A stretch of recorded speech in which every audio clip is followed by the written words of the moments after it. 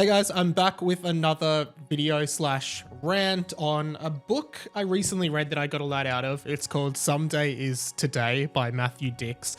I do all my reading digitally. The reason for that is because I used to buy lots of books, and moving around and living in share houses or one-bedroom apartments just meant that eventually I ran out of room for storing books. So I was just like, I can't do this anymore. So now I just use iBooks on my iPad mainly for reading. I have a Kindle as well. But enough about that. I wanted to just sort of talk about some of the stuff that I learned and picked up reading this book. I'm trying to read a lot of like development and self-help books at the moment, just because like my mantra for 2025 is I want to be like 1% better every day. I just want to try and continue to improve myself, my well-being, my mental health, my physical health, my productivity, my work, my relationships, like all of that stuff. And this is a productivity book that's kind of looking into what stops people and what stops us, whether it's like in work or just creativity or whatever it is, from just starting to do something. And I think like starting it off is this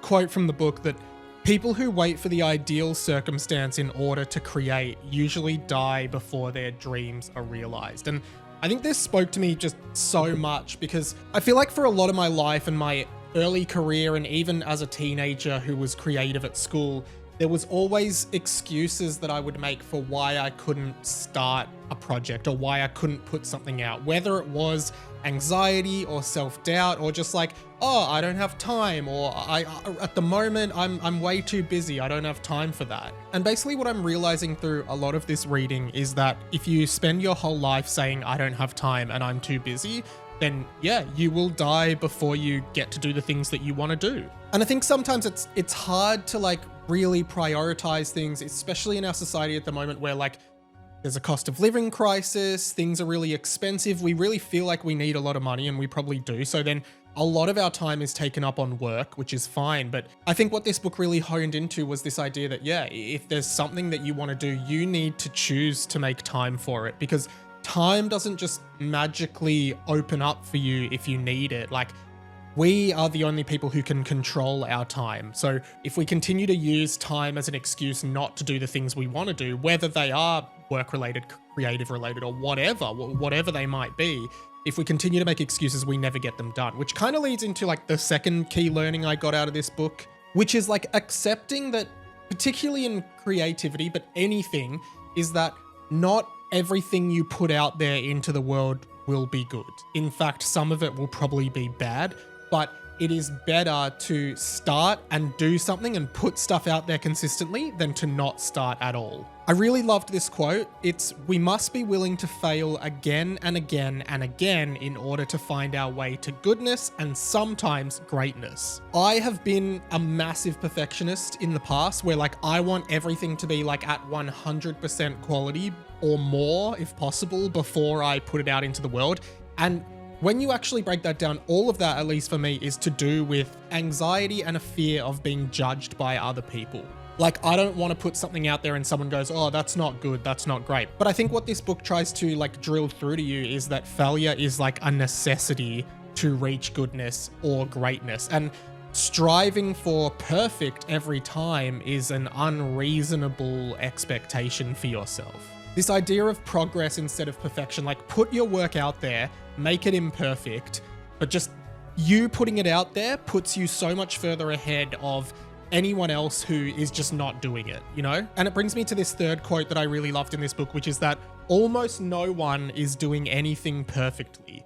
Join the crowd. Like, I actually think now that anyone who's like putting stuff out there that you like, you might look at them and be like, wow, they're so awesome. Like, how do they get so good? I actually think those people are just consistently putting stuff out. And the book is so right. Like, no one is doing stuff perfectly. Like, pretty much everything I put up now, I'm like, this could be so much better. And I don't think it's an encouragement to not do your best, but I think it's just understanding that like you are better off just being consistent as opposed to getting everything 100% from day one. Like, I think creativity and work, it's all about like incrementally getting better day by day, incrementally improving, and each time you get a little bit better.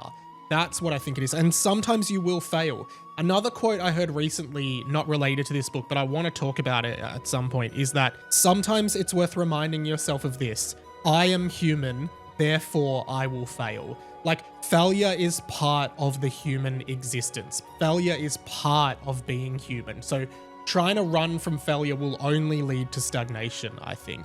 And it is really hard to let go of the ego around your work and your perfectionism. It's really hard to do that. I still struggle with it, but then it's just like stopping caring about what other people are going to say, because at least you're out there doing it. And another great quote I got from this one is about like friction in productivity. So it says, people allow small arbitrary barriers to stop them from doing what is right for them. I think this applies to like everything in life. Like, I have done so much work in the last 12 months trying to like remove friction from my day-to-day life, make the things that I want to do easier to do and make the things that I don't want to do harder to do.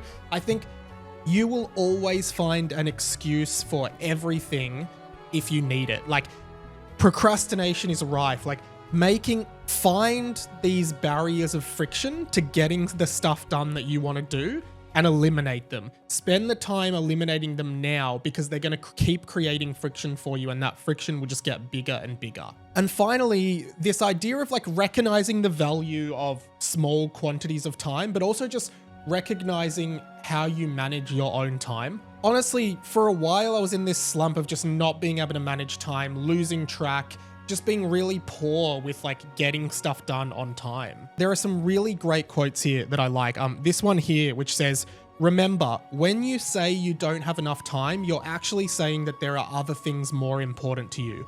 On your list of priorities, other items were higher on the list than the thing you didn't have time to complete. And I completely agree with this. Like, think about it like this. Like, we often say like, oh, I don't have time to do this creative project. But then for me, like, I would sit on TikTok for like an hour every night, which I guess you could argue is 7 hours a week of just wasting my life on TikTok. Like, I've now deleted TikTok. I've had it deleted for nearly a year now, and I do not miss it at all. But I think it's just about reclaiming that time, reclaiming the time. Like, maybe like instead of opening TikTok on the couch and just scrolling for 15 minutes, you open Duolingo for 15 minutes. Suddenly, now you're learning that language because you're putting the time into it. And it's like, it's okay to be like, I want to spend my time today on TikTok, or I want to spend an hour scrolling through my phone. Like, I don't think we have to beat ourselves up from that, but it's like understanding that your time is going somewhere. We all have free time. We all have extra time.